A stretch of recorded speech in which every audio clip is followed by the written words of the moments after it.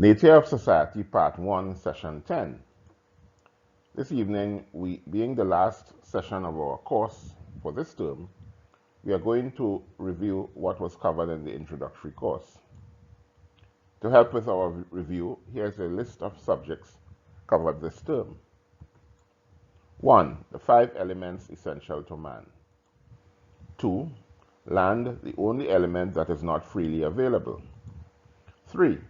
Raw materials needed for the satisfaction of man's desires and display of talents. 4. Concept of the communal due. 5. Man-made world, conditions at the point of interaction between work on land. 6. The production profile. 7. The unbounded savannah and how a community is formed. 8.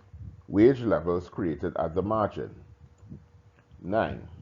Rent created by the different productivity levels when equal skill and effort is applied. 10. Canons of good taxation. 11.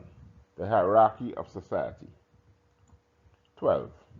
Impact of the communal due on the environment. 13. Benefits of the communal due. 14. Laws in the communal due system. These were the subjects covered this term. Next term, in Part 2 of the course, we will be looking at the following subjects: wealth, its source and distribution, formulation of law, government, administration and political economy, revenue, subsistence, nature of money and exchange, values, motivation and self-interest, property, ownership rights and tenure, rent, wages and profit, land, labor and capital, the division of labor, secondary claims, interest and tax, land enclosure, the entrepreneur and the need for capital, the banking system, the National Physical Development Plan, the free trade question, contemporary issues, inflation, high prices, unemployment, cost of living, quality of life. We hope that you will avail yourself of participation in Part 2, as we are sure you will find it to your liking. We will not be having a second half this evening, but before we go, please listen to this quotation, which best represents what we are about in this study of the nature of society.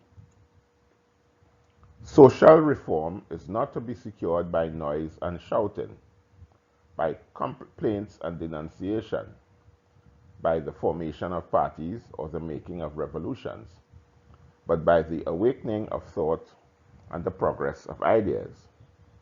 Until there be correct thought, there cannot be right action. And when there is correct thought, right actions will follow. Power is always in the hands of the masses of men.